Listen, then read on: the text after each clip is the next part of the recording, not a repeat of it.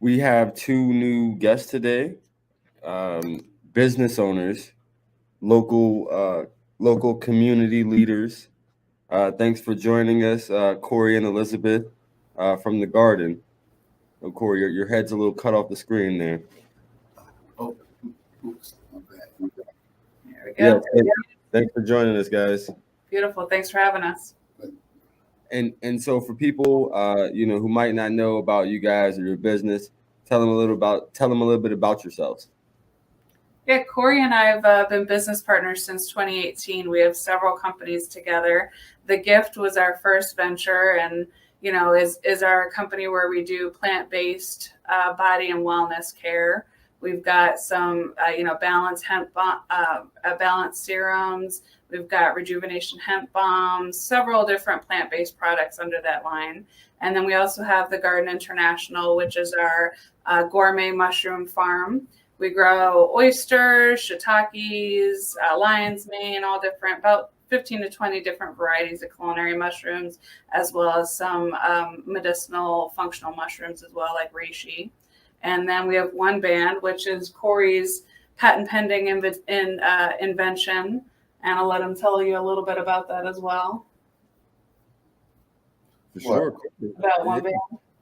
Oh, that's just a resistance training system that we just wanted to harmonize with something that I've been a part of for 30 years, being in all the fitness facilities and being a part of the companies that I've been involved in. I just wanted to make something that is user friendly from 5 years old up to 100 years old, and it's basic, but it's complicated because of the technology behind it. But it's still resistance training, rehabilitative training, so it'll be able to harmonize within the fitness industry or the health and wellness industry. So we've been fighting for that for over 5 years. So we're coming to the end.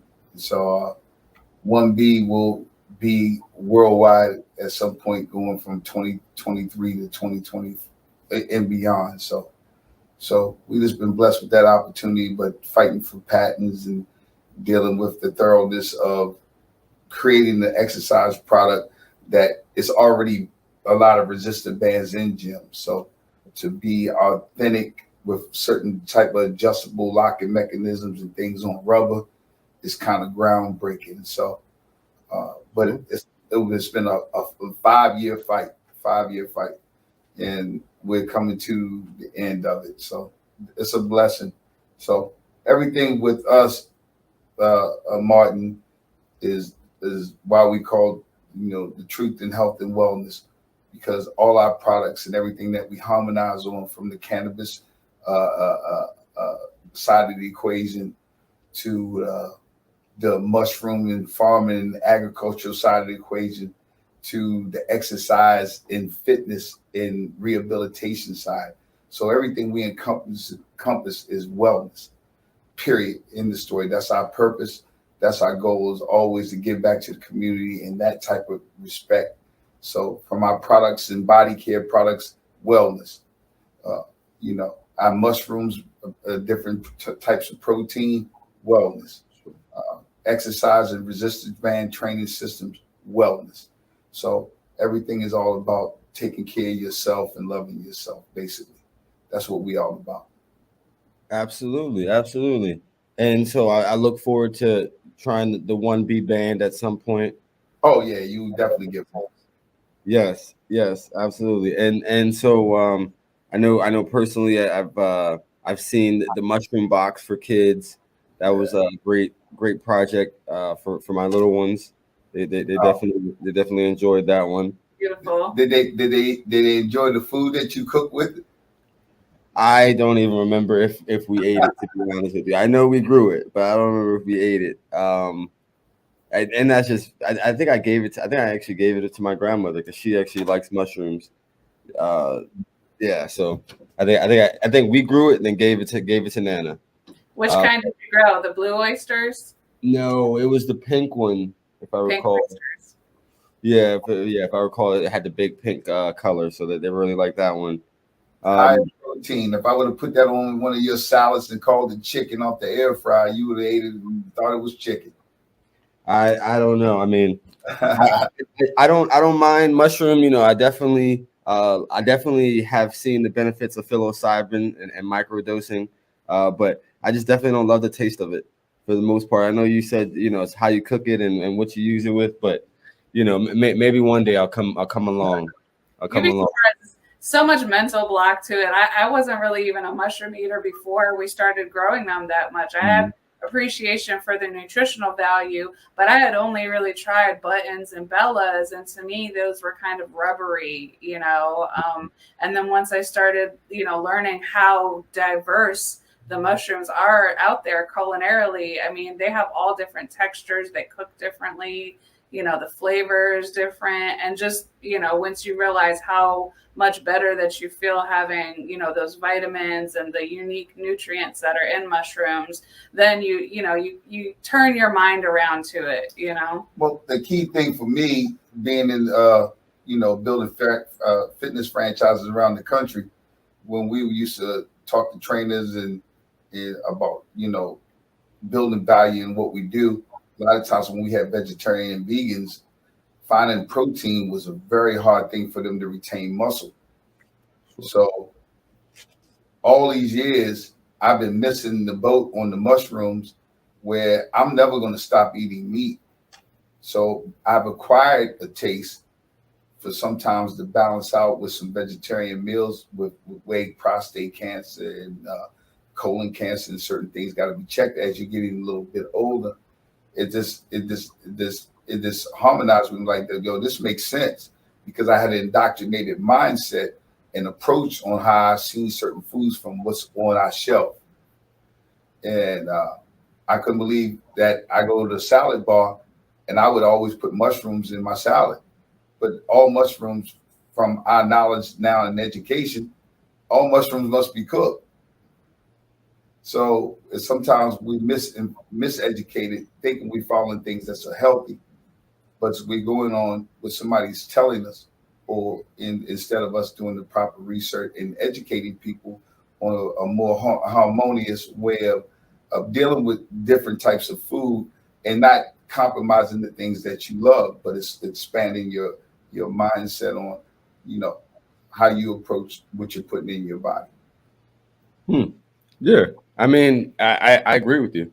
I agree with you, and you know, ever since visiting you guys, I've definitely learned more about the mushrooms, and you know, had an appreciation. Like I said, I haven't learned to come around to the taste specifically, but I have been looking at some of the benefits. And you know, I was talking to a pediatric medical patient. I guess now would be transitioning to an adult, Connor. but. Yeah, oh, yeah, okay, exactly. I mean, you're familiar. You're familiar. I wasn't trying to put him out there, but one of the things that I was talking to his mom about was the fact that psilocybin can help out with a lot of the same things that cannabis can, Yep. and she was kind of surprised by it, but I told her I've been, of course, reading recent studies. And then just just from like personal use, as you know, in DC, psilocybin's legal. What I've seen, for my personal self is like the hyper focus, from microdosing, being able to hyper focus on tasks. So it was very, very helpful in that sense. But then I know for some other people, anxiety, depression issues, it really helped in that capacity. And so like, a lot of times, when people push, of course, legalization of cannabis and hemp, I think that they should also have the conversation, around psilocybin. Absolutely. Well, if we look through our history of nature, it's here to be a blessing. It's us as man and woman that we can become mad scientists towards certain things, when not respecting the earth. All these things are here for our benefit and for our learning. However, we look at things in a mass productive type of way, how we can make more of something instead of the healing qualities. The earth we're going back to the earth. So the earth is here to help us. And at the end, we're going to see our day in it. So, but we have so much process, and we're in a microwave society nowadays where we're getting so much information, we don't know what to believe. We go with the next trend or with the next this and that. So with psilocybin, like Aaron Rodgers said something about it, then the next thing you know, on ESPN, they just think it's just the taboo way of thinking about his approach on how he enjoyed his time away from football about the psilocybin. But they looked at it as, oh, he's getting really high and this and this, and it has way more, homeopathic healing than the norm of this is a drug that's going to get you high and it's going to do this and it's going to do that. Same way they did with cannabis and demonizing cannabis that's been here for over thousands of years, but they demonized it for 50 years. And now they let the genie out the bottle and everybody doesn't know what they really want to do with it. So people are throwing money at it. And there's so much diversity in it. Just like with cannabis, cannabis can have up to 545 different plant compounds in it. Psilocybe mushrooms, there's a lot out there, and they all have unique compounds and unique DNA, and they all interact with us a little bit differently, both from a intoxication standpoint, but also from a health standpoint. And it's really important to respect plant medicine and those who have that historical knowledge. And I just don't think a lot of times that knowledge is accessible for some people. And I think that that's where the fear comes in alongside the war on drugs as well, and the whole stigma that goes alongside with that. But definitely cannabis and psilocybe have that similar track, but they also have different roots and different racist connotations that go along with each one of them uniquely, and different jail sentencing and everything that has to do with it. But they share a similar history in that. The bottom line, they all harmonize with the human body. Sure. They all play a part on your endocannabinoid system. One of the things you mentioned, absolutely. One of the things you mentioned is the fact that it's been around for ages and ages and ages. I commonly say that weed has been around since the dinosaur ages. Just probably look at history, find out weed is a wild grown flower. Of course, nowadays we've learned how to cultivate the plant, in a more meaningful way than just, wildflower. But, there's good and bad to that, right? Like what you also see is a lot of additives that don't need to be, in the products. You see edibles that are made of distillate, that's not made of actual flower anymore. So, the thought is as you commercialize and mainstream the industry, you lose some of the craft boutique, boutiqueness, right? And, that's one of the things that, as a responsible adult use consumer, I want to make sure that, some of that remains, some of that boutiqueness remains. So a lot of that boils down to regulations from folks like you all that are making those decisions, because oftentimes the reason that these things happen this way is because of the need for standardizations due to regulations. And the plant just does not grow, and mushrooms as well, psilocybe, they don't grow uniformly. They grow however they need to grow to be able to succeed in their environment. They're a product of their environment, just like we are. And were originally here and will continue to be here as, one of nature's tools to heal herself, and to make everything that's old new again, in the form of soil and healthy air, and it's not going to conform to however we want to do it. It's going to do what it needs to do, and we have to respect that. Yes. And Cory, I'm definitely going to invite you guys out. We went to a senior center. I don't know if I told you recently.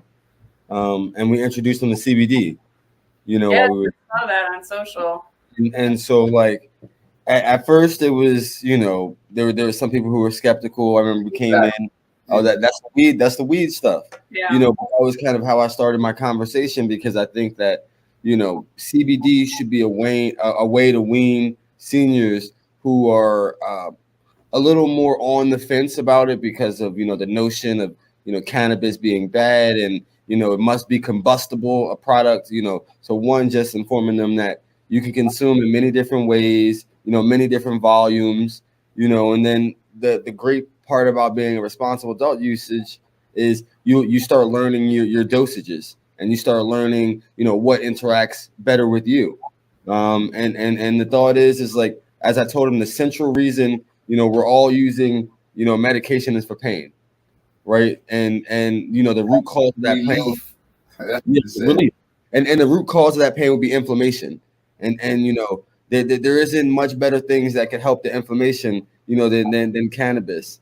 And the thought is, like I told him, it doesn't have to be in a psychoactive way. It doesn't have to be in a way that's gonna make you feel giddy. The thought is relax, lowering inflammation, maybe help with your anxiety, maybe help you sleep better. And there was some of them by the end, they were asking questions, raising hands, we're giving out samples. The thought is like, hey, here's some topicals, here's some lip balm, these things you could try out, products you could try out.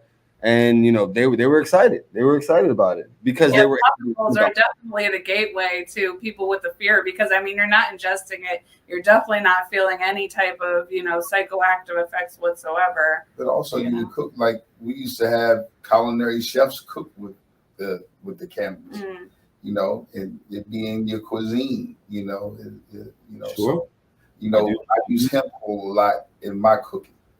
I take our drops, our balanced drops, and drop it in with some, with some olive oil, and then I might put some red wine vinegar and some seasonings, and throw some mushrooms and some. Even if I cook chicken or shrimp or whatever, put it in a bowl and come up with some things and make some stir fry and stuff like that with it. Yeah, I put it in my coffee or smoothies. Sure. I mean, but like you said, there's many ways that you could use it. For one, now you're using it for cooking. You know what I mean? Like, and so it's just really just opening their minds up to like, this isn't just weed or marijuana. This isn't. It's not about getting you high, and also just sharing stories about what I had some. If you want to get high, we got that too. But Right. as it's about sharing stories. So sharing stories of one, when I first met somebody in the DC industry. DC has this gray market. So when I first met someone in DC, I think it was around 2016. They were a veteran, and they were explaining to me how they had body organs that were failing in the past, prior to them becoming a medical patient, and then they were saying they were on, I think, 5 to 7. Now they take 0, and the quality of their life has changed, but that really stuck with me. And the thought is, I've seen people like be able to decrease their prescriptions. Like I say, if you can decrease a couple prescriptions, of opioids, that would be huge, right? Like that would extend your life. You know what I mean? Like, Big Pharma don't want you to do that. Yeah. I mean, I get it. Like I always say that if hemp flourished, cotton wouldn't, right? Like, and that being because cotton could be used for products like textiles. Products could be used for clothes. It could be used for supplements, like you said. And the thought is like a lot of times it could be used, for some of the drugs that we use. There are holistic treatments. If you think about what is it, apothecary? I always say that one incorrectly, but plant science. It's been around forever. So the thought is, huh? Yes. Yes. Exactly. Apothecary. Yes.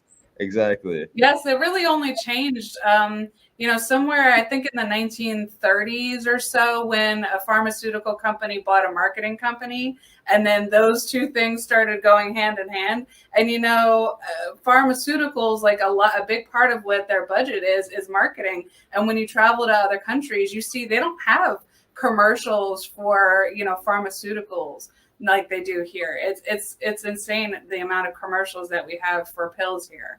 But nobody really, unless you seek out the information or it's passed down from generation to generation, a lot of people don't have that same knowledge of plant medicine. They'll have that commercial for Farxiga or whatever the pill is, but they don't know how to access and feel comfortable with that plant medicine because it's foreign to some people right now. And that's the most interesting part about what she's saying is we come from the ancient ones that come before us, from our grandmothers and our great grandmothers, and Martin, all of us didn't grow up where you could afford to go right to the hospital. So Your Sure. grandparents and great grandparents, when you have a house full of people sharing beds or whatever have you, not everybody's background is the same, but the ancient ones will come up with some herbs and some roots, put something together, knock a cold right on out. You're right. You know, Right. Vicks couldn't break that up, you know. But that herbal something that smelled bad when she rubbed it on your chest and wrapped you up, that's broke the fever. The earth is here to harmonize with us. We choose to do external things and build consumer products to only do certain things for relief. But when they give you something, it takes away from something else. So you're never really on balance. Side effects. You're always in chaos. Oh, this could cause this. This could cause that. Don't take this.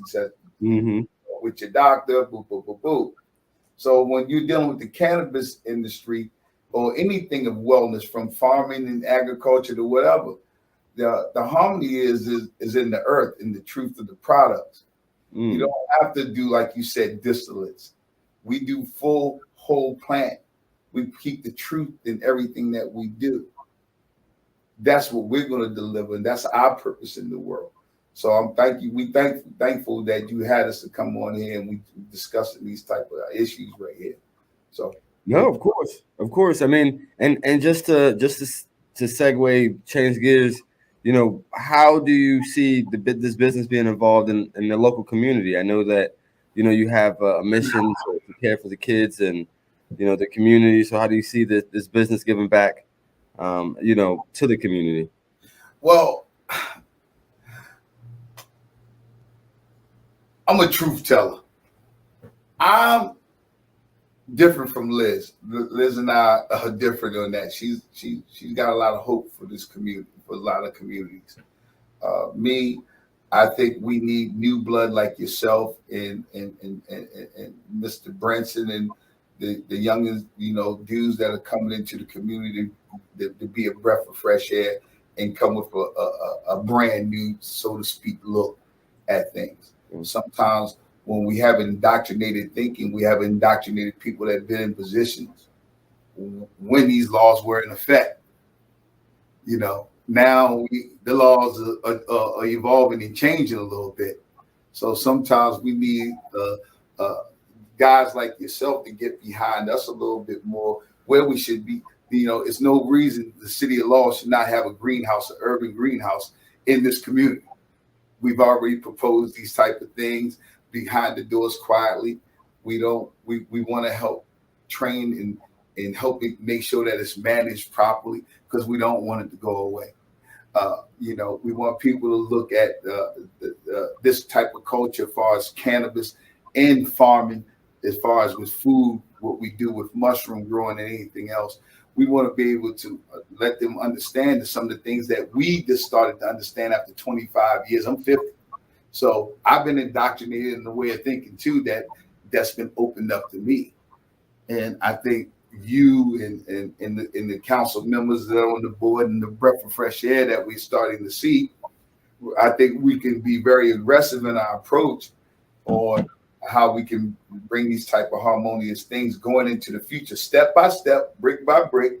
Nothing's going to happen overnight, but at the end of the day, these strangleholds are already starting to be broken, but agreed. So I appreciate it. Go ahead. We definitely what do you got? What's that? No, I said, what do you got? What do you got to add? We definitely want to be, informative for the community. First of all, on educating, about cannabis and hemp and everything from the legalities of it to, the physical aspects of it and the, mental and spiritual aspects of it as well. And the same with the mushrooms and nutrition. But, we're also heavily involved with agriculture. We get out to the farmers markets pretty often to network with folks, and we have our products at farmers markets. We work with the Urban Farm Work Group for Anne Arundel and Prince George's County. I just joined the Food Equity Council to serve on the council there. So yeah, we definitely, Cory and I bring some unique backgrounds. We both come from corporate backgrounds, myself from accounting and finance, and Cory from corporate wellness, opening gyms and franchising. So, I have a little bit of experience with things like projections and, income, monetizing income streams and things like that. So we'd like to see more people, more young people, particularly, and those maybe changing jobs, going into farming, growing food, bringing technology and STEM, and pairing that with, the source of our food, bringing the community really closer to the source of their food and wellness and nutrition, herbalism. We just want to bring people closer in our community into that process so they can not only have an appreciation for it and what they're putting into their bodies, but also to create opportunities for businesses. People can, create their own brand of salsas if they wanted to from their garden. And they should have some way to understand what that looks like and dream and follow their dreams. And the more that people do that and those dreams are towards health, the better off we're all going to be. We just about bottom line. We about being life changers. We like to help people change their lives so you can treat each other a little bit better from time to time. A lot of times, you treat people the way you feel. So at the end of the day, and when you lack of knowledge, sometimes that can lead to bitterness and certain things in life. But when you get around certain things that can help you exercise the right and the left side of your brain, you start to feel a little bit more balanced and you'll start having a little bit more focus. You'll start loving yourself a little bit more. You'll start loving to see what you're growing a little bit more. Every time I see one of these mushrooms or something that we're growing, it's like I got to talk to it. It's like it's real harmonious, you know what I mean? So, and I come from these streets. I come from an urban background. So how did I get here? You know what I mean? So it's if I got it, somebody else I definitely know can do it. You know what I mean? So. And people are really looking to reconnect with nature right now, probably more than ever, because I think we've become so disconnected that I think people are looking for these opportunities. In the pandemic, the two grocery stores right here in the city of Law ran out of all produce. That really alarmed me. They ran out of produce, being shipped 1,500 miles away. We've got more farmers that could have handled all that. But we got food, we got to get inspected. It's a pandemic. Things was behind. They had to ration out what they was going to put on the shelves. Yeah. That right there is scary. You're right. We don't need shortages like that, especially of the good food, right? Like we got 2% of the population that's growing food for the rest of the population, and not to mention our imports and exports. More is being imported than ever before. Right. So we really have to look at that and create. And the USDA is coming around and they're seeing that and they're implementing some food transformation. And there's going to be a lot more opportunities out there for people who want to get involved. Maryland food should be controlled by Maryland food. The biggest thing in the state of Maryland, we've been a lot of different states to visit farms. Most farmers don't know how to market themselves. Or don't have the time. Or to have the time. So they lose more crops than they sell. But wow. I didn't know that. Okay. Yeah, they make 15 to 25 cents on the dollar for most produce. A lot.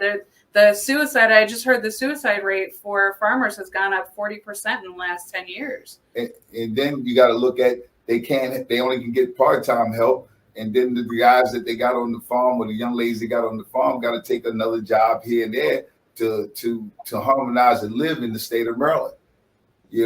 So they get some help, but they can't always keep the help. But we don't market. They don't know how to market. They don't know how to do certain things. They just farm traditional, old school way of farming. But this is a new day.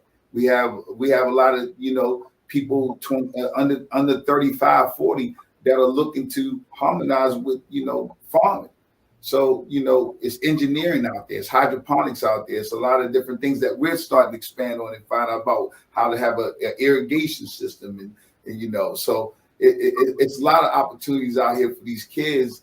I just think you can just play sports or do this and do that. Farming is good, Yes. too, so yeah. Well, just on that note, I'll segue on this, and I know we've had such a great convo. I went to Southern Maryland College of I think it's St. Mary's College of Southern Maryland, and they have a program with the local public schools where I forget what the organization is called, but it's a Maryland-based organization. He does a lot of mutual aid. He's a farmer, and basically he goes to the school, he picks out, or they give him like troubled youth, and then they would volunteer time at the on the college to farm. And so a lot of them would talk about how their therapeutic farming was, but also they would talk about how you said, and seeing something succeed, from a seedling to that was evolution in itself for them. Like they grew in that experience. So yeah, and I commonly say that we need to, of course, have more agricultural programs in our high schools, especially given that, hemp and cannabis is going to be a plant that has a biggest cash crop now, but is going to be bigger continuing to the future, right? So all of our kids don't want to become rappers or basketball players. Some of them might want to work on cannabis farms and hemp farms and, change the way we look at things. And what we also want to do, we want to make them their own boss. So, our goal is to have a farming franchise that expands all over the globe. Sure. That's where we're at. We might be here in Beltsville, Maryland, Laurel, but at the end of the day, we want to be able to keep harmonizing and learning so we can expand and spread this all around the world. Yeah. I agree. Yeah, I agree. I'm here to share that sentiment. And before you guys leave, I wanted to ask you a couple quick questions. This is sort of like a rapid round, right? So, I mean, since we have both of you could give a combined answer or your separate answer. Who's your favorite author and why? Personally, lately I'm loving anything from Paul Stamets because he just really harmonizes with nature, and he's really been he's taken so much testing of different psilocybe and different mushrooms, and he's given some unique experiences. So I'm liking him a lot lately. I'm Napoleon Hill. I'm the business side of things. Napoleon Hill, awesome. Yeah, I'm about recognizing spiritual and harmonic awareness, really practicing, that type of harmony and waterizing myself as far as not being in a hypnotic rhythm and always being about learning. So Napoleon Hill, it was given to me back when I was a young pup in the fitness game with Gold's Gym, and that him and Andrew Carnegie, way before my time, it still reigns true supreme today. So. Absolutely. A little simpler question: Pepsi or Coke? Neither. Water. What? Neither. Water. What did he say? He said Pepsi or Coke. Ginger ale. Hey, absolutely. I could go for a good cup of ginger ale. A little ginger ale. Yes. Well, actual ginger in there. Real ginger. Yeah. Canada Dry is the closest we will get. Exactly. And so my last question is favorite superhero and why? Superwoman for me. Superwoman, okay. Or Wonder Woman, actually. Wonder Woman. Okay, two very different people for sure. There they are. Yeah, Superwoman, Wonder Woman, they're totally different. And, what do you have? One? You got one or who, me? Yeah. Mine is definitely Superman. Superman, okay, for sure. Classic. Superman is a classic of classic superheroes. You can't go wrong. Yeah, I was already born priceless. So, You know, you know. So I should always feel priceless. You should too. Everybody should. So that's our goal. Yeah. Well, I appreciate you, and so for people who don't know how to get connected with you, tell them how to stay connected with you. So on Instagram, the garden is the Garden of Health. The gift is Completely Gifted, and then our website for the garden is thegarden.farm, and for the gift is thegiftwellness.com. Is that online? Yeah. Can we show this poster right here? Also, about our learning center and things that we want to bring here to PG County. Yes, the Mushroom Learning Center. Yeah. So, but also this is on our website, thegarden.farm. But also the garden learning center can be microgreens, strawberries. It could be whatever we decide on, whatever farm and whatever we want to do. But mushrooms is what we're doing right now. But we'll be able to harmonize with this type of learning center and break it down to whatever it is that we decide we will want to grow. Well, we'll keep me, up to date, because I definitely love what you guys are doing for the community, for the kids, pushing health and wellness, and we definitely need that moving forward, right? Because people are not eating healthy, people are lazy, so we need to encourage them to not be lazy, and you are what you eat. Greenhouses on public spaces. Yeah, and community gardens. We need more of that. We definitely need that in the city of Laurel. I think we could I guarantee you, when we start certain things like that, I want to see the same council members come back the following year and say, well, how's crime done in our city?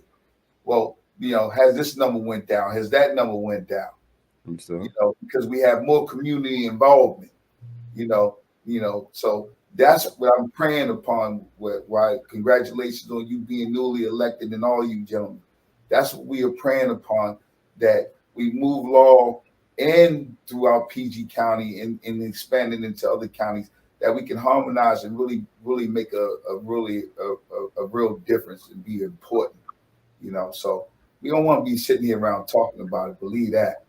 So we want to be really doing what we need to be doing. I definitely believe you guys are people of action, and I'm happy I met you guys. I appreciate it, and I'm definitely going to continue to represent at the city level. So we thank Jonna for introducing this to you. Absolutely. So oh yeah, the community. That's the community mayor right there. That's what I'm saying. So the community. We definitely appreciate her, and we appreciate you, and we know it takes time, but we got to start stacking some bricks here. We really got to start stacking some bricks here. And we thank you for what you do for Laurel and the community. Yeah, no doubt. For sure. And I definitely hope to have you guys back in November after, legalization passes on the ballot, because I know that'll be a big change, business wise. Like I'm sure, there'll be a lot more possibilities open up. So I definitely look forward to having you guys back. Look forward to it. Thanks so much. Hey, thank you very much. I appreciate it. Okay, no problem. I'll see you guys soon. Thanks again. Have a blessed day. Yes. Hey, we have a new guest here today. Like always, this is People Over Politics, and we have a guest joining us. Very excited about this guest today. Torie, thank you for joining us. Ashay, thank you for having me. Yes. Ashay, yes. Basically, for people who don't know you, right? Give them a quick Reader's Digest version of, who you are and what you do. I like to say I'm a mom first. So that's why I'm an advocate. I'm a product of Reaganomics. I was born in Washington, D.C., so the things that were not picked up or diagnosed in me, I made sure as a mom that I advocated for my children with their upbringing. From there, I started to look into other things as legislation and voting and just, yes to certain things that we can do now. I became an advocate for cannabis by way of like certain different states like Colorado first because I thought about moving there. Shout out to my friend who moved there. So it's just one of those things. Once that happened, um, I was invited to be a cannabis consultant in the industry because my mom is a second generation grower. So let me explain the weed that I love, people. Again, again, when we talk about Reaganomics, I love my parents' story because they were never ashamed. And they were growers. They were guerrilla growers on the East Coast, only had one good harvest. Yeah, but I said, what is a guerrilla grower? I'm not even familiar with that one. So the term guerrilla grower to us, more so on the East Coast, are the farmers, the outdoor farmers, right? So we didn't really have a huge concept or understanding. I don't think anyone did back in the 80s, right? Of what indoor grow looked like. So it's just one of those things. But because the West Coast picked up, shout out to them, the way they picked up with technology to show us different things, the East Coast was still behind because there were different types of seasons. Some people had 3 harvests on the West Coast. On the East Coast, you only had 1. You know what I'm saying? So that's how you made friends with the East Coast and the West Coast. It was never a real rivalry when it came to cannabis, right? So, once I got older, and I wanted to look into it, I traveled and then I came back home to DC and I just waited. And then I forgot that we were in a state and nothing really happened for us. So then I went back into traveling by way of being a cannabis consultant and just showing startup businesses, how to ask for certain things, no matter what your business is, especially if you're Black. Even if you decide to sell out your business, I'll walk you through the whole point. Because I want you to know what your equity looks like. And I think that was one of the things that was never talked about in Colorado or in California. And because I'm still active, just as who I am as a smoker and a grower for my personal use, I still use my voice when people reach out to me. But I have not been a consultant in the cannabis industry since I started my NPO, National Expungement Works, formerly known as National Expungement Week. And that was only because I didn't want to keep letting people down. We talk about this thing called social equity, but we really don't see it, right? And it almost looks like the civil rights movement. You're like, is it going to take 7 years once we start signing stuff? Of course. And it was just like one of those things. So, it was a moment. I believe there was like a panel that I was at in like New York or something like that. And they were like, yeah, cannabis consultant and can you give, some information to, all the people out here? And I was like, first of all, this is New York City. I don't believe they can give out that many licenses. We're going to open them up at. Let's talk let's talk branding. You have to talk that. Because they're coming for you because we're the culture. That's why they're giving you all these licenses. So I'm that type of consultant. And I think the industry didn't like that. And that was okay. Because it wasn't every level of the industry. The levels that loved it wanted to employ me, but I didn't want to be an employee, if that makes any sense. Of course. I mean, you want to move to the beat of your own drum, and at the end of the day, you want to be able to say what you got to say. I want them to tell me that inclusion wasn't a real thing, because it didn't exist. So they put me in this position to tell me to create something, and then they tell me no. And I was like, well, that's crazy. You know what I'm saying? Like, no, that's just called for show. And I see it all the times in politics. Because in politics, we'll do things and say we did it, just to say we did it, right? But then when you look at the impact of it, you'd be like, well, this just seems like a waste of money, right? But then, that's just how politics works, right? Like you can't solve all the problems. Otherwise, there's not going to be problems for you to work on or solve, right? So that's kind of the unfortunate, reality that I've realized about politics and government and policy, that there's always going to be problems. There's always going to be people preventing you from doing what you would like to do, but you have to create new ways. as you said. And one of the things that I think about is we look at Maryland. Maryland, we're going to talk about adult use. It's going to be on the ballot. And, I have a good friend, the state delegate, Delegate Gabriel Acevedo. You may have heard of him, maybe not, but he is one of the biggest cannabis, advocates, in Maryland. And, his biggest thing is equity, right? So like even the referendum bill that went forward, that and the companion bill, they had a lot of questions on if it's going to be equitable, and are we going to make this bill, at least from a policy framework, equitable in the first place, or are we going to try to pass it and then say we're going to work it out, later? Because that's what a lot of times happens. So, there's certain advocates like Delegate Acevedo who would, vote against the bill or try to amend the bill so heavily, and he'll be on the fence with a lot of other Democrats just because the Democrats are like, well, you can't, what did they say? Basically, like, you can't mess up progress or something, like don't spoil, like I forgot what the terminology of the saying is, but it's on the tip of my tongue. It's basically to the extent of like, if we can make a little progress, don't fault that little progress. But the way that Gabriel looks at it is, the question he asks is, what does equity look like? If you looked at the Maryland market and you envisioned it, what would equity look like? And it still have difficulty, legislators coming up with what equity looks like. Shay, I normally hear legislators, well, this was, again, something else I used to do, lobby, and this was way before COVID now, since this endemic, so I have not gone back. But they used to say it's a start. So that used to be like short, sweet, and to the point. Like when they got to it at the Hill and they would introduce something, and even if you wanted to talk about it from a person that once said, you know what, I know I gave this testimony, I'm still here. I just like to say, can we don't forget, because that is me. And then they normally look at that person and say, listen, if we can get this through, this is a start. My job is to say, and so is the civil rights movement.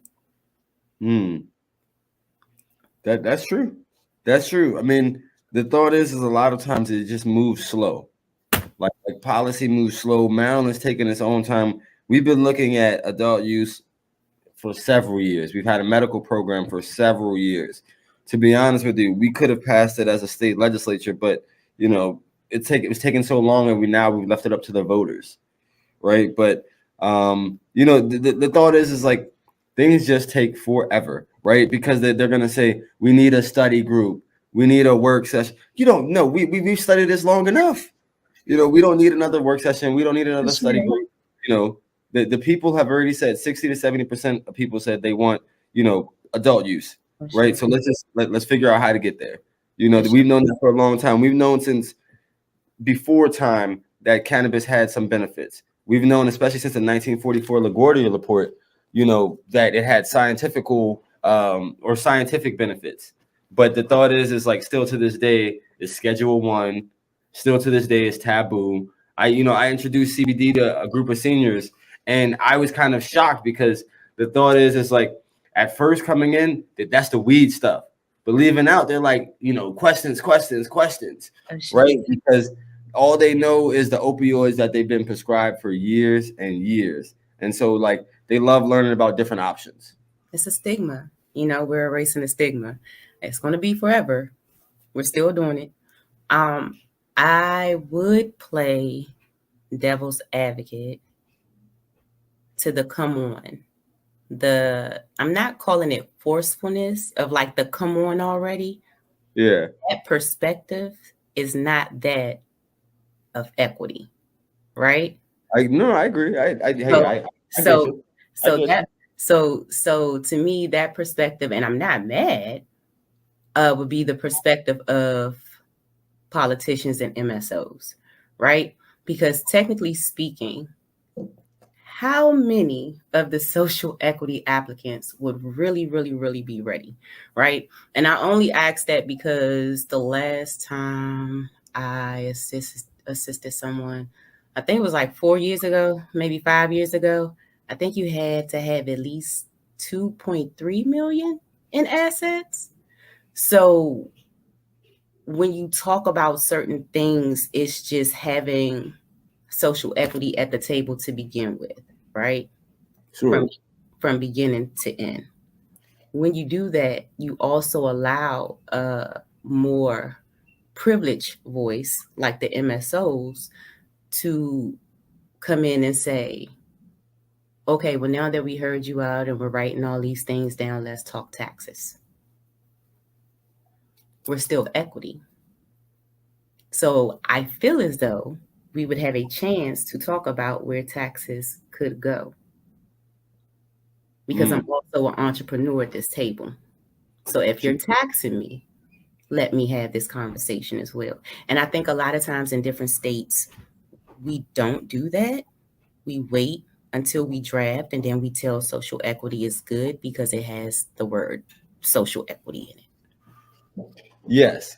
Well, I agree with you 100%. And I think that in my previous conversations, I've said that I think that social equity applicants, there should be a space for them to make sure that they are able to get approved for licenses, but there should be also like an incubator that would help them, because the thought is like some of these people in the legacy industry might have all the know-how and knowledge of the plant and the evolution of the plant, but might not have the business acumen to be, to compete with an MSO or to grow, right? So they have that, like, one, they had the opportunity to fail because they were able to apply, they were able to get approved, but they also have the support systems for the incubators, or, I know in some capacity, sometimes some of the better MSOs, right, or the most socially conscious MSOs try to do like a training program or recommend a training program or something to that extent, like even if it was from a cultivation aspect. Where they were like to help them oversee until 6 months, a year, until they properly learned how to grow. So I think that they shouldn't just be left. They shouldn't just be given money and left alone. They should also have like resources to help them grow and develop. I agree 101%. But the reason why I quit consulting was for my NPO, because no one ever wants to talk about the 48,000 barriers. You have a record. You're right. Why you talk about federal, right? Why you talk about federal legalization. So you have to look at these things when you say the word social equity, and then how you choose to pick who's an applicant. It says a lot, because then sometimes I've noticed in the course of years, and again, I quit the cannabis industry 4.5, 5 years ago. And it's because, I just can't lie. You know what I'm saying? Because if I lie, like, we're not going to go anywhere. So I'd rather just, stay at the table, keep writing, and figure out what are the next steps. I'm that person. You know what I'm saying? So I don't want to talk. I just want to like write it out, and then let's see if we can apply this process, right? And I think a lot of times when no one else has that free thinking mindset of let's try it that way, then they're left to be the social equity applicant. Okay, I agree. And what I'm saying is, by that, by no means is there a wrong answer. However, when you create a policy, a piece of paper that says what this applicant should look like, sure, you have to kind of stick to that, right? So when you don't stick to that part, and we start to question, well, what makes this, whatever owner, whether it's a dispensary, cultivation center, it doesn't matter. What makes them the social equity applicant, and what stopped me? So a lot of times when we talk about amnesty, we do know that that's credit. We do know that that's education, right? But we really never talk about the 48,000 barriers. And I hold myself at fault. Even when I created you know what I'm saying, knew for my own ways, for my own collective that put in $15,000 in, 2013 to try to get a license in DC. And then we all got plucked off one by one. And I'm going to tell you, Martin, I thought I had privilege. I'm a woman, I'm a mom, I'm brown paper bag, I passed it. Yeah. You had a lot of minorities going for you. I thought I had it. You know what I'm saying? But there were just other things. And so when I started to talk more about, the expungement process that DC doesn't even have, we only have sealing. You know what I'm saying? So that's why I challenged myself with that word, whether it was a day or a week, I challenged myself because I knew that I always had to come back and look my family and my friends in the face. Right. So in going that way and that route, I had to acknowledge, damn, it ain't just cannabis either. You know what I'm saying? So it was like I was getting all this support like the first year from like, the cannabis industry everywhere. Yeah, we're going to do like cannabis only convictions. And I was like, I don't think that's going to work. Mm-hmm. And they were like, wow. I was like, because I don't even have no cannabis charge. And they told me no. Like, listen, I know you can judge with the eyes. I get it. But what I'm telling you is, 48,000 barriers is 48,000 barriers, no matter what it's on. And I think the cannabis industry didn't see that part when it came to, I can get you a job. You understand what I'm saying? Greetings and salutations, all my friends out there in internet land. I am William Honolulu Jr., and I have the privilege of being the host of the Black USA News Morning Show. The Black USA News Morning Show is currently recruiting guests for an upcoming series on single parents and co-parenting. We find that there's a lot of misinformation and a lot of isolation in the narrative about single parents. And we want to make sure that we keep this platform available to tell the true story, our people's story. The topics that we will be covering range from health, wellness, type of support, how important your social support system is, romance, and things of that nature. If you're interested in becoming a guest, you can check the link in the description. You can email us at info@grindinggang.com, or you can visit this link. Thank you so much and have an awesome day.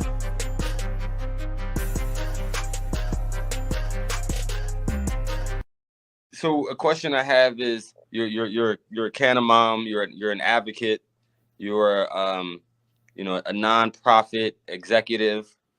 So I would ask, what is your end game in the industry?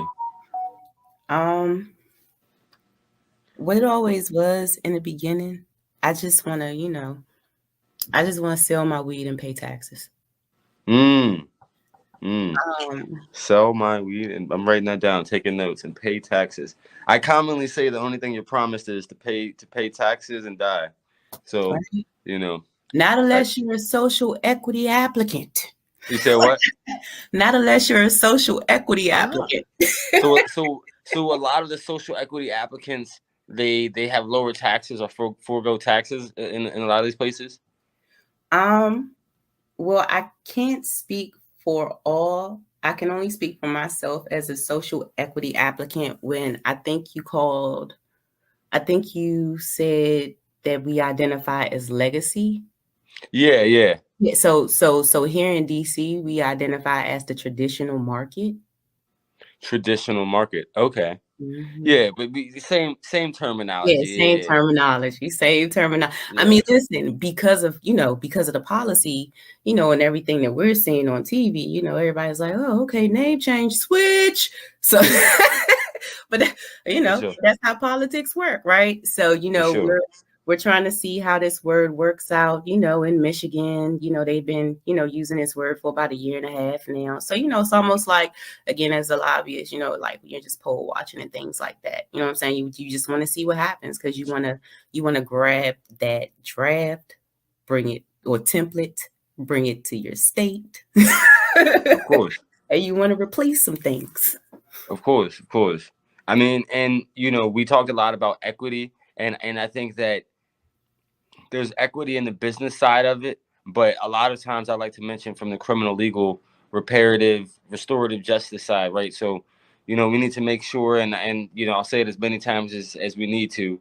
We need to make sure that we bring our brothers and sisters home who are, in jail or prison on cannabis related convictions, but also people who have been convicted in the past. Those charges need to be automatically expunged or vacation of stays like they never happened. The thought is, we have people 30, 40 years ago who still have a record for a doobie or a joint. And just this a few months ago, we had someone who was convicted. I don't know if you've heard of the case of Jonathan Wall.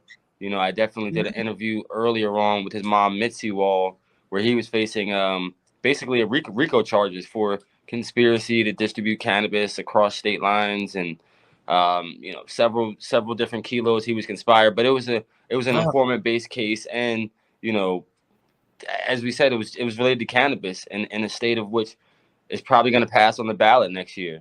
But it's still federally legal. That's key. That's key. That's the key that allows me to continue to play devil advocate on this with you, right? So if you have these organizations that are all cannabis based and cannabis bound, and they're saying cannabis only convictions, and you're interviewing someone with RICO, right? And this isn't, you know what I'm saying? It's just one of those things. It would off the break make me say, I'm a patient. I'm already a patient. So I probably didn't even get arrested for my weed, but you're trying to tell me that I am.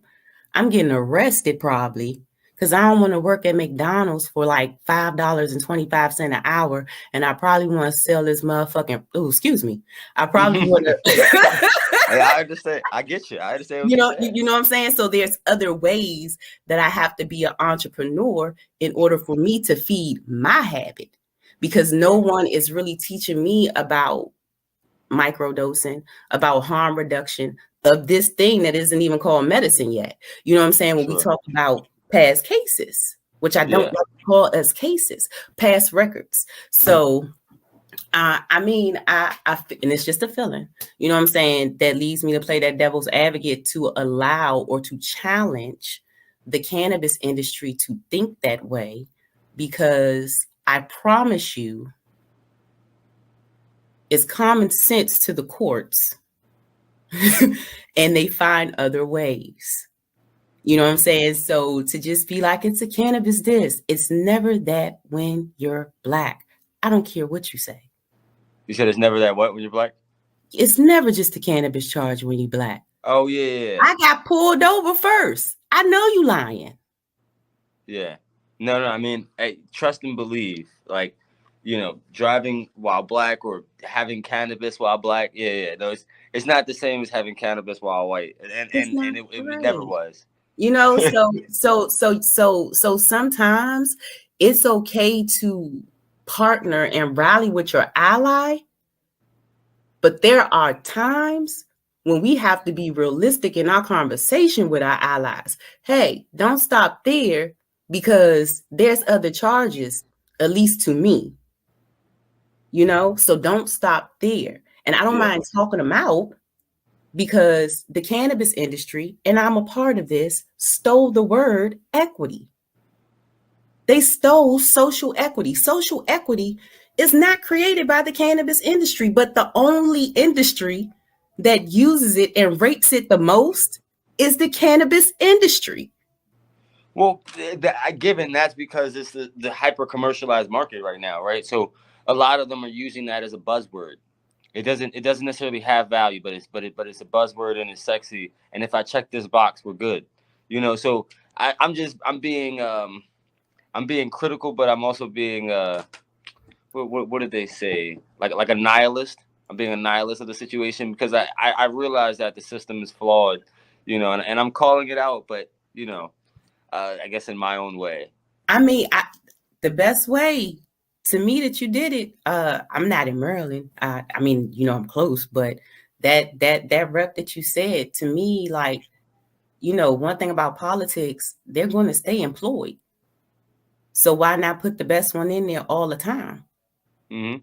You know what I'm saying? So it goes back to that candidate. You know what I'm saying? Because they're doing better. You know what I'm saying? And when they not, you vote again. Of course. You know what I'm saying?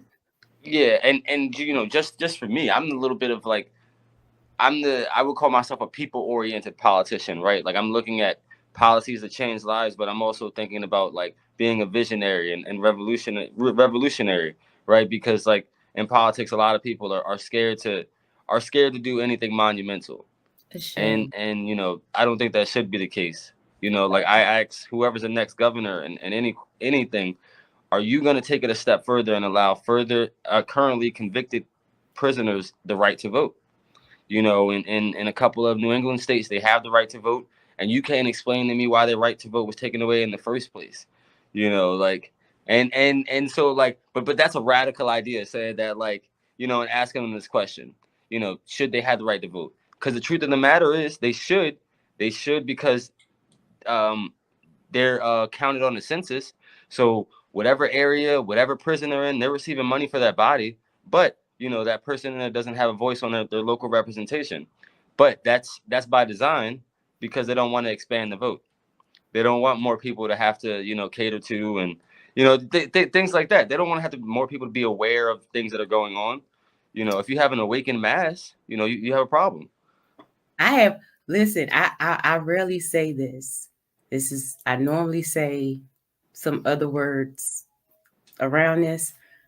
I would have hope, right? You said what? I would have hope. I would have hope.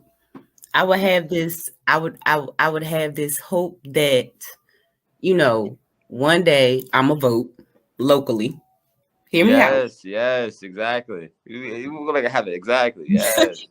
And I'm gonna vote so locally that I'm gonna know the person that I voted for, because that's how easy it's always been here in DC, right? So it's like with us, yeah, you couldn't tell me. You couldn't tell me when I was born in the 80s that Eleanor Holmes Norton wasn't still going to be here, because I knew she was. She said it. They was like, you can't get rid of her. You know, so we just knew these things in DC. You know, we would see them on their bikes. She's been around that long? Dang, I didn't even think about it. Actually, you know, people weren't allowed to vote in DC. That didn't become one of those things that were real into the 70s. For real.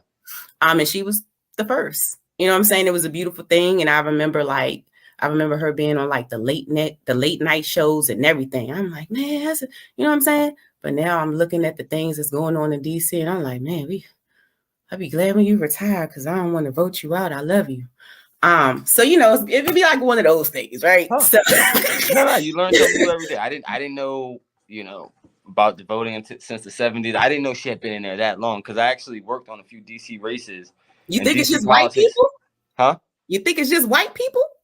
No, I definitely don't think it's just white people. There's some old black people who've been there forever as well. Trust and believe. Sure. But like you said, politics is local, and all roads lead home. And you know, one thing that I realized in DC is a lot of them did know, you know, the people that were running. You know, even if it wasn't, you know, super close, you know, they had some type of relationship, or they knew a family member or a cousin or a friend, you know, or he dated, you know, so and so. But the thought is, it's like it was super small, you know. Mm-hmm. So and you just build it up, like you get that support, and then they keep voting, and then people see that, and that's freedom, and that's heaven, and that's peace, and that's balance. You can probably turn a state blue, can't you, Stacey? Exactly. We hoping for things like that, and you know, I'm hoping to get people in Maryland out to the ballot box, right? Because we got to make sure that we get people like, you know, people like Wes Moore, you know, would be only but the second black Democrat in modern history, you know, third ever, you know. So we need to get people like that. But the thought is like, as I tell people, come out to the ballot box, but also pay attention in January when we're writing these laws around all the things that we're discussing, you know, around transportation, around cannabis, around criminalization. All of these things are going to be decided in the 90 days that happen from January to April, you know, so definitely stay tuned. And of course, one of the things that I wanted to ask you before I went into the rapid round was you talked about the second generation of growers, right? What do you think is the best method of growing?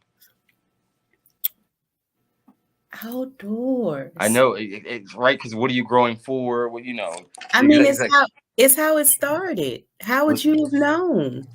So You you said, how would did you have known? Oh, you did outdoor. things. You like sun grown, outdoor sun grown. I mean, to me, I'm not big on a lot of artificial Sure, pesticides. organic. Yeah. PGVs, they're good and bad because they're artificial and they're natural. You know what I'm saying? So Which ones?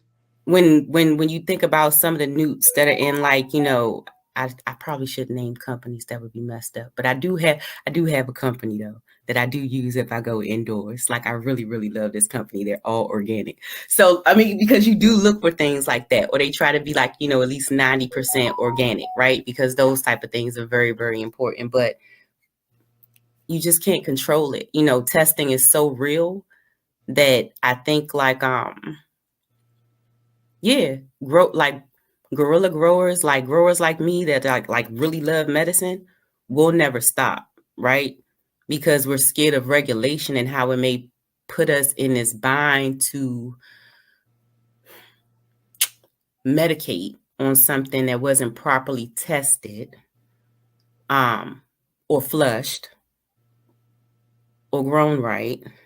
And it triggers bipolar, it triggers schizophrenia, it triggers these type of things because it's a chemical imbalance to what we've already been exposed to that may put us on the spectrum.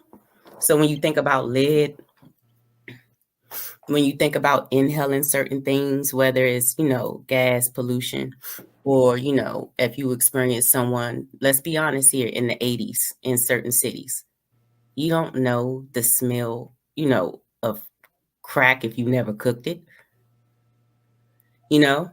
So it's in you. All these things are in your body. You know, the cannabis industry has a bigger responsibility than they know, which is bigger than any marketing ploy that they have, if they just create the real awareness for the people that they consider social equity applicants. Because a lot of us don't know why we're even fighting to be in this industry when we still see this as a stigma and not medicine. Okay.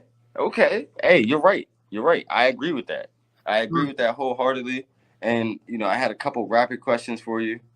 My first question is, uh, best U.S. flower by state. Best U.S. flower? Yeah, I would have said Colorado, right? From my experience in travels. My friend said Maine. Oh, I was about to say, the U.S. and Canada, white lands, no have land races. I was about to say that's India, that's Africa, that's even Mexico. You know, Of course. when they brought us over here. But if you're saying that, I would definitely still go with. I would still go with Cali.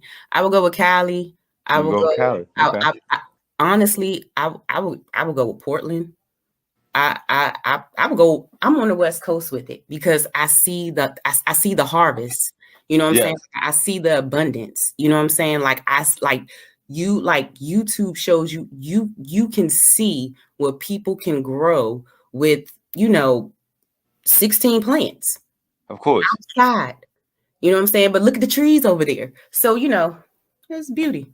Of course. Of course. You do have the abundance, and I know that the reason he loves Maine is because I guess the climate and the micro risings in the ground.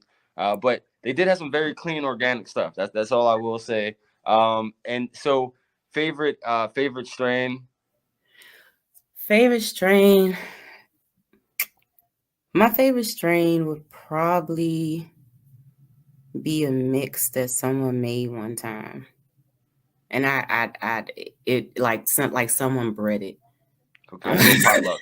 Potluck. I got you. But I can definitely tell you it was about 80% sativa, about 20% like indica, and that indica was like the right indica. It was Northern Lights, right? So it like set it off just right to anything else that was going to have me, you know, still be able to be operating and functioning. So it's definitely a sativa leaning hybrid.